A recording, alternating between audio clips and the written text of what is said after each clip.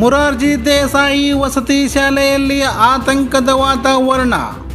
ಬೆಳಗಿನ ಉಪಹಾರ ಸೇವಿಸಿದ ಕೆಲವೇ ಕ್ಷಣಗಳಲ್ಲಿ 30ಕ್ಕೂ ಹೆಚ್ಚು ವಿದ್ಯಾರ್ಥಿಗಳು ಅಸ್ವಸ್ಥ.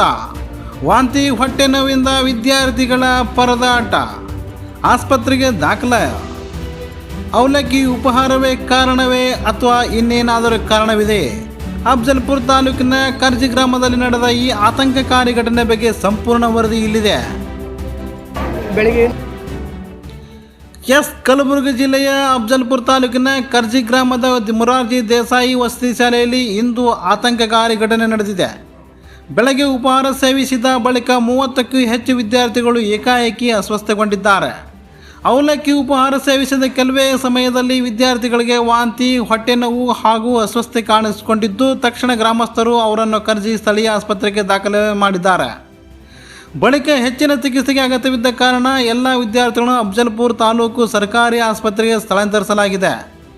ವೈದ್ಯರು ಚಿಕಿತ್ಸೆ ನೀಡುತ್ತಿದ್ದು, ವಿದ್ಯಾರ್ಥಿಗಳ ಆರೋಗ್ಯದ ಮೇಲೆ ನಿರಂತರ ನಿಗಾ ವಹಿಸಿದ್ದಾರೆ. ಬಹುತೇಕ ವಿದ್ಯಾರ್ಥಿಗಳು ಆರೋಗ್ಯ ಸ್ಥಿರವಾಗಿದೆ ಎಂದು ತಿಳಿದು ಬಂದಿದೆ. ಘಟನೆ ಮಾಹಿತಿ ತಿಳಿಯುತ್ತಿದ್ದಂತೆ ಸಂಬಂಧಿತ ಅಧಿಕಾರಿಗಳು ಆಸ್ಪತ್ರೆಗೆ ಭೇಟಿ ನೀಡಿ ಪರಿಶೀಲನೆ ನಡೆಸುತ್ತಿದ್ದಾರೆ. ಆಹಾರದಿಂದ ಅಸ್ವಸ್ಥತೆ ಉಂಟಾಗಿದೆಯೇ ಎಂಬ ಕುರಿತು ತನಿಖೆ ಆರಂಭಿಸಲಾಗಿದ್ದು, ಆಹಾರದ ಮಾದರಿಗಳನ್ನು ಪರೀಕ್ಷೆಗೆ ಕಳಿಸುವ ಸಾಧ್ಯತೆ ಇದೆ.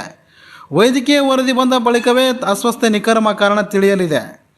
ಈ ಘಟನೆ ವಿದ್ಯಾರ್ಥಿಗಳ ಪಾಲಕರು ಹಾಗೂ ಸಾರ್ವಜನಿಕರಲ್ಲಿ ಆತಂಕ ಮೂಡಿಸಿದ್ದು, ಸಂಬಂಧಪಟ್ಟ ಇಲಾಖೆ ಸಮಗ್ರ ತನಿಖೆ ನಡೆಸಿ ತಪ್ಪಿಸ್ಥರ ವಿರುದ್ಧ ಸೂಕ್ತ ಕ್ರಮ ಕೈಗೊಳ್ಳಬೇಕೆಂಬ ಒತ್ತಾಯ ಕೇಳಿಬಂದಿದೆ.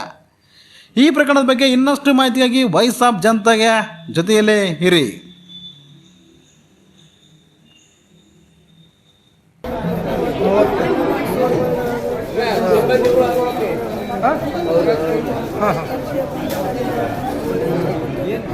ಎಷ್ಟನೇ ತರಗತಿ?